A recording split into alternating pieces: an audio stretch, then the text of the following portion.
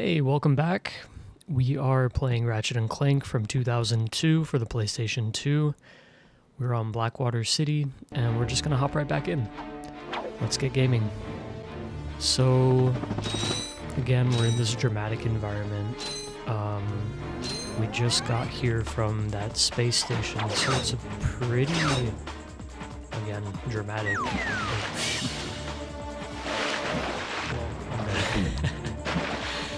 It's a pretty dramatic jump from quiet space station sitting in the middle of space to a hectic city where it seems to have a lot going on, and this very jarring music as well.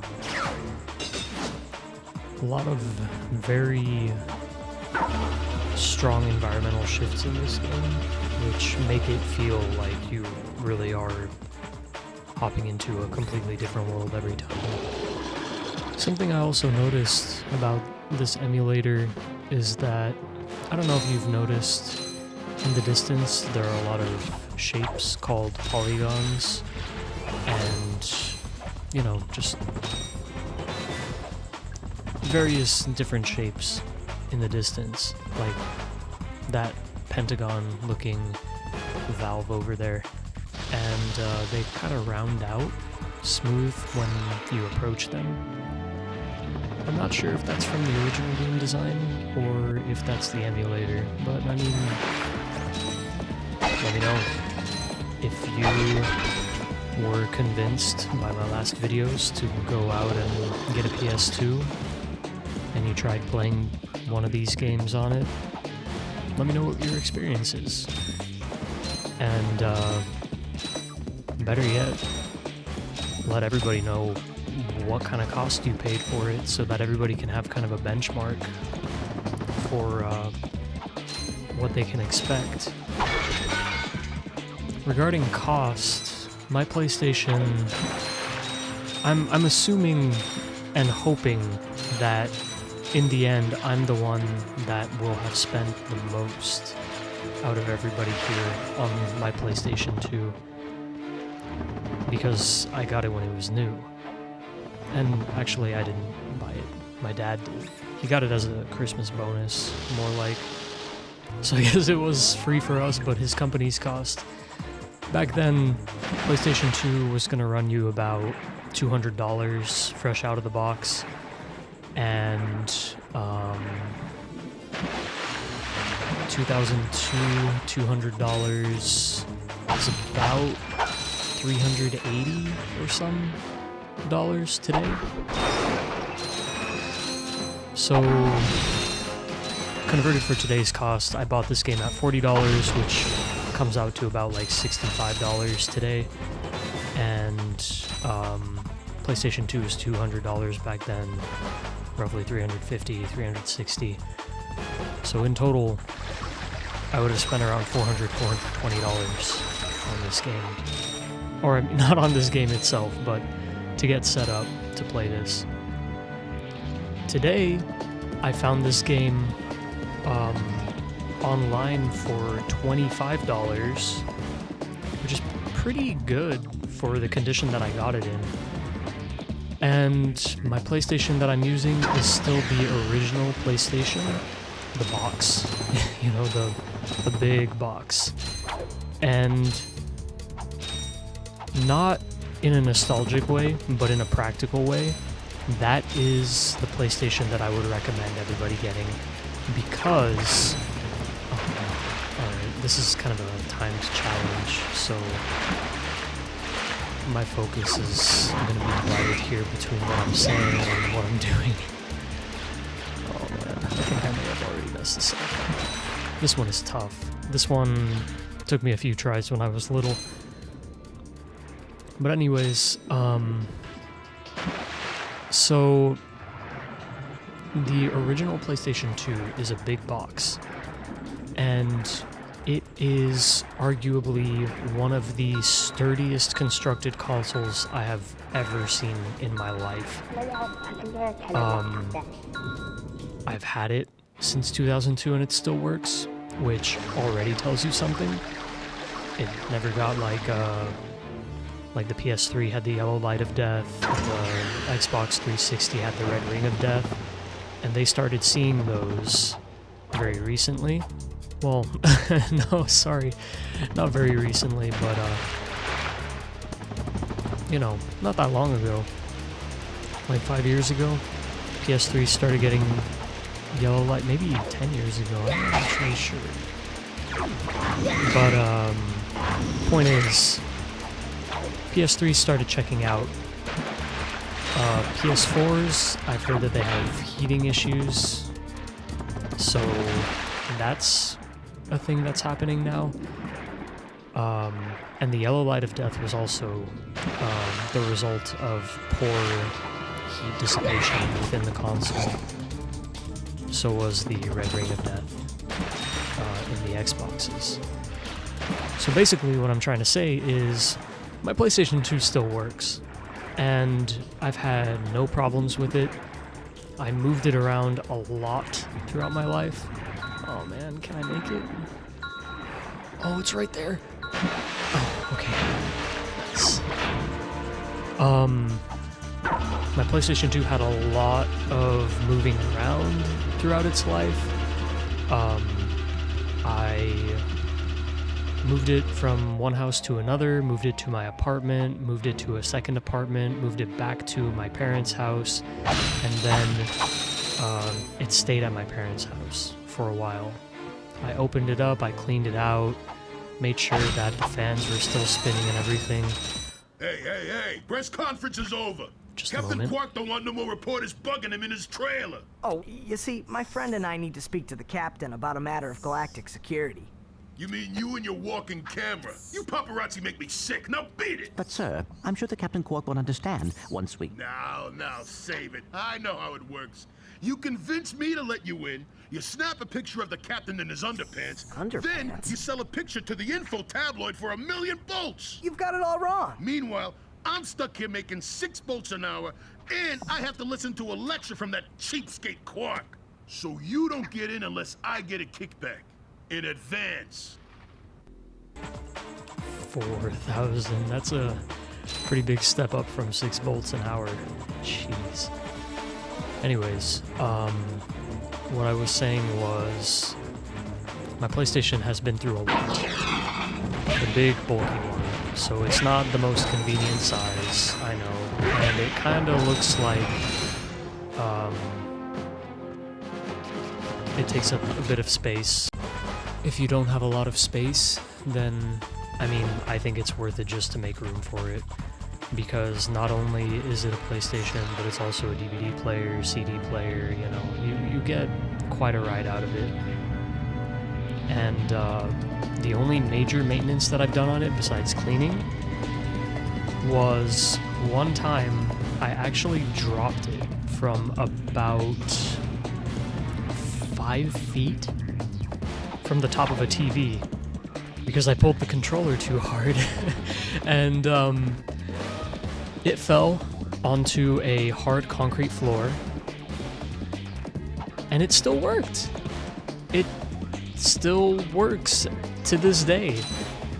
And the little buttons on the inside, I mean, not the inside, but on the side, the reset button, the eject button, they stopped working for a moment. So I opened it up, I checked the ribbon cable, and I just had to kind of short it a little bit to make it connect, because the cable was actually slightly torn. But after that, it worked just like new. And it doesn't run loud, and it's, like I said, it's an entertainment system. It's full of features. The slim version is much less robust, so don't drop it. But it's much easier to clean. For example, the lens. I have had an issue in the past where my PlayStation 2 stopped reading discs. That was just because the lens was dirty on the inside. Probably had some dust on it from years of sitting around doing its job, and all I did was I bought a little disc with some, I don't even know what they are. They're like little toothbrush bristles, but they're soft and for lens cleaning specifically, for disc readers. And I just threw that in there, let it run for, oh man, this is, oh no! Okay, well. Anyways, threw that cleaning disc in there, let it run for about 15-30 seconds, brushed off the lens, and it was good as new. So yeah, with the slim PS3, not PS3, sorry, PS2, you don't have to even get that crazy with it. You just have to open it up and wipe the lens with a microfiber cloth, and you're good to go. But yeah, those are your options, you know. One is extremely robust, one is less robust, but easier to get into and clean. So, yeah, leave that information where you will. And, like I said, in total, setting up my setup for this game would have costed me today's money about $400, the cost of a new console. But because these consoles are so old, and because the games are so old, many of them have been forgotten. People are selling them online, and I don't even want to say it, but well, I mean, no, these games are very old, they're aged, they're worth less than most games today monetarily, but they're available. It's not that hard to get set up nowadays, and you'll be spending less than $100, I would say, to play a game like this, and maybe 3 others, depending on what kind of games you're into. Some games are nostalgic for a lot of people, and so they are worth a lot more money. Some games like this are more or less phased out by remakes, and because of that, their value has dropped significantly, although they still have a lot to offer. So, yeah, that in mind, I highly recommend just give it a shot. See what you can find. There are lists online. I'll see if I can find one and link one. Like most considerable PlayStation 2 games. There's probably even a list of just like consoles in general, most popular. However, console to console costs are going to be different. PlayStation 2's top selling console of all time. There are plenty of them around, and nobody's really hoarding them. So that's a good thing. And by the way, if you hoard consoles, I mean, why do you hate fun? Please don't be that person. If anything, if you're technologically inclined, not a lot of people are, and if you feel like doing the world a service, you could even buy some that are in almost working condition, refurbish them, and consider reselling them for small profit, maybe, because I'm sure a lot of people would like that.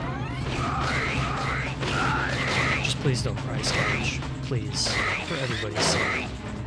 It makes the world a much better place when people respect each other's work, but don't try to take advantage of others in need. Maybe one person will be happier financially that way, but a lot of other people are going to be suffering because of that. Anyways, off of my high horse, I'm very lucky that I got this when I was little, and I put a lot of work into keeping it alive. So I wish that everybody else could have their chance to have these experiences that I've had without shelling out. This is the worst tank I've ever seen. Can't even be out of range of a bomb glove. Alright. So I also was thinking, I'm sure you will figure this out before I do. Relatively, anyways. But I was thinking about uploading once a week, maybe twice a week if things really get going, but I'm trying not to let this take over my life. I know, it's gaming, but in the end, I want to treat it like a job. I want to only dedicate a certain amount of time to this, and I'm gonna be my own editor, so I'm learning that skill as well. And it's, I'm not sure what the work is gonna be like yet, so I'm trying to gauge that. Just a moment. Rhino for your robot. Trade you. Well, okay. Ratchet! I'm kidding. Sorry, he's not for sale. What's a rhino anyway? Rip ya a new one. What did you just say to me? R-Y-N-O. Rip ya a new one. Why, that's the most powerful missile launcher in the galaxy. I know it's worth a lot of bolts. He must have stolen it from the blarg. Stolen. Look, trash can. Did I say anything about it being hot? You better watch your mouth or I'll... Wait, don't tell me. Rip you a new one. Alright, so if anybody was wondering what Rhino stands for, there you go. They don't really mention it in the other games, I think. Not that I've seen, or in any kind of trivia, but that's what Rhino stands for, and that's where that name came from. So you see, we need 150,000 volts for that. So this is part of where that exploit that I was talking about is going to come into play. But, yeah, that weapon is going to help us a lot with the fireballs. These guys.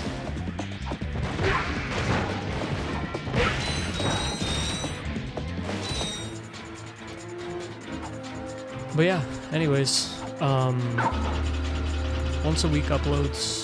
Maybe twice a week if things kick off. Trying to treat this like a job. Trying to have fun with it still, you know. I don't want it to be as uptight as a job.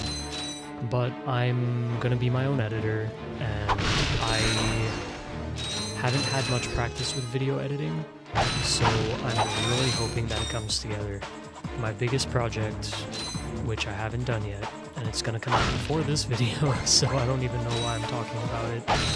But I'm gonna make like an intro video. I'm gonna try to format it a certain way and make some music to play in the background of that, and we'll see how it goes.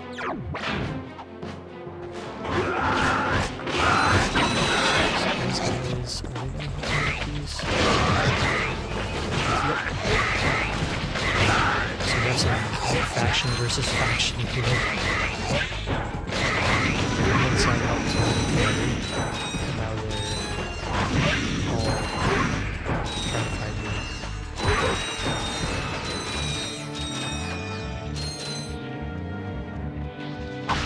I don't know how they lock themselves in those cells, but whatever. I think the amoeboid's got brains.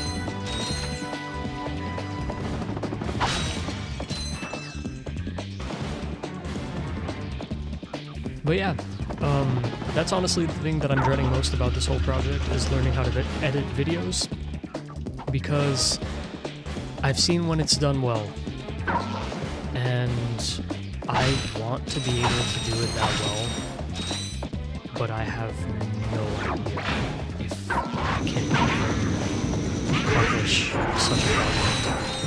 I'm gonna do my best, and like I said before, this is kind of a passion project, so I want to be able to deliver the best experience that I can.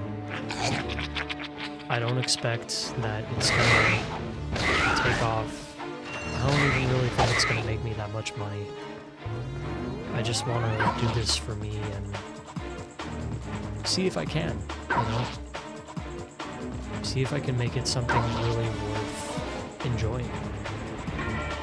Because in the end, I mean, we all need a little bit of a distraction from the real world, and this is mine. In fact, these games have been my distraction from the real world ever since I was little, as I talked about in the one of the previous videos. I wasn't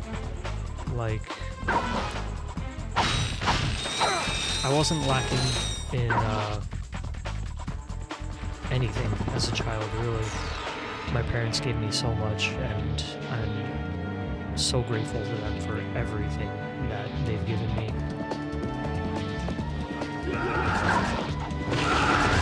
But I still needed this distraction every now and then, just because it was busier than I knew what to do with them. As the saying goes, not really a saying, but a law of thermodynamics, an object in motion stays in motion, and boy, I was in motion. I was arguably one of the most active people that I knew when I was a kid. Sometimes it was really frustrating, because it seemed like my friends all had time for everything, and I was just kind of always busy. But in the end, it's because my parents cared. They gave me everything that they could, and from that, I got a lot of skills that I'm extremely thankful for. I don't think video games should be an escape from responsibilities or from dealing with the real world in general. I just think that they're an okay way to fill in your activity when you feel like you need a break from, what's it called? Well, yeah, when you need a break from your responsibilities, but you still want to be using your hands and doing something. It's just like any other hobby where you create things or do something with your hands. It's just a way to fill in that gap of activity.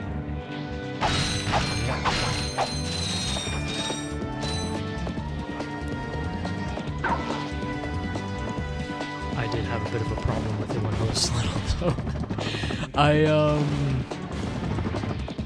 there were times where I didn't understand that, no, I shouldn't be playing games right now. I should be focusing on other things. And that hasn't really carried over into my adult life, thankfully. I know some people do have that problem, and I don't think it's an addiction, really, but it should be treated like one. Oh, man. Because things like this can easily take over your life. When you feel like you're constantly making progress in something, it feels really good.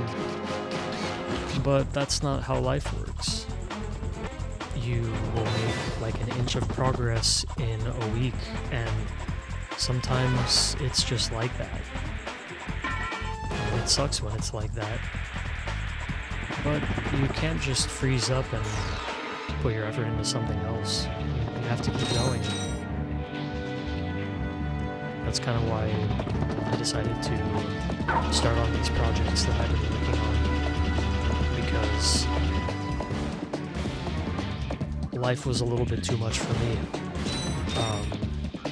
The past couple of years, I was dedicating my entire life to my job instead of taking some time for myself. And even though I was making a lot of progress at my job,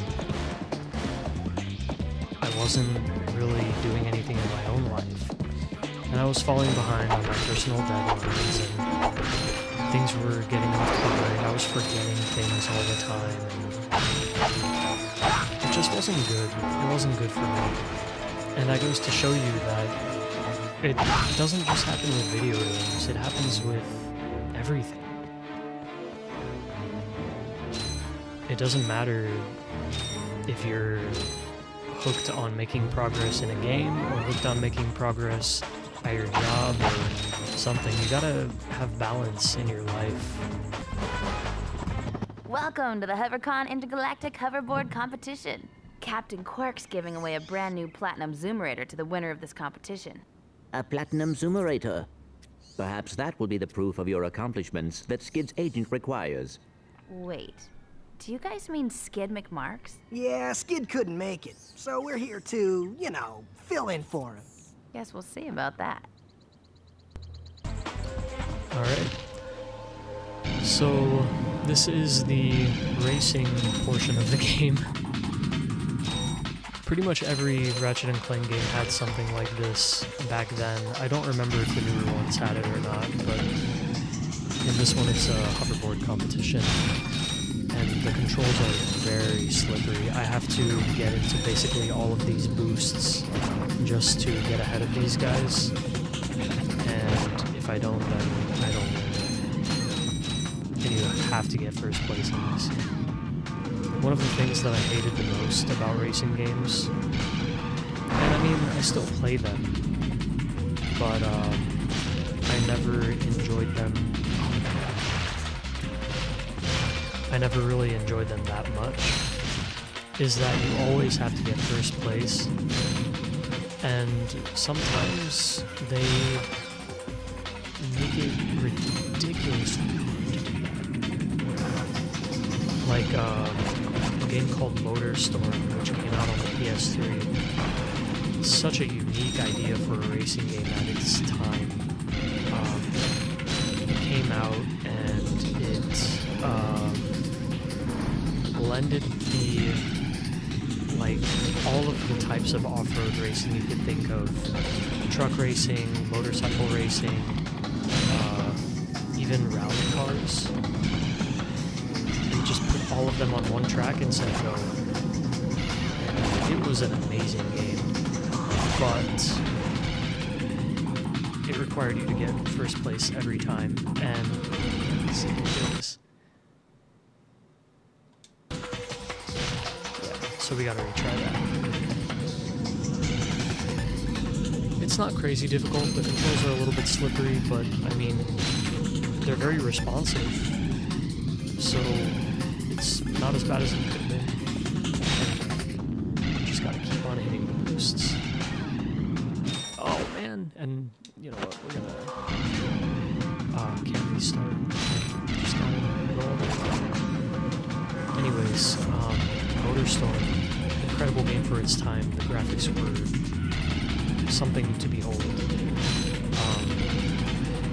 It was one of the first games where I saw that, like, when you made, like, you drove a truck through the mud and it would leave this reflective, glistening mud trail behind your truck where the tires were, and I was just like, wow, this is the future right here.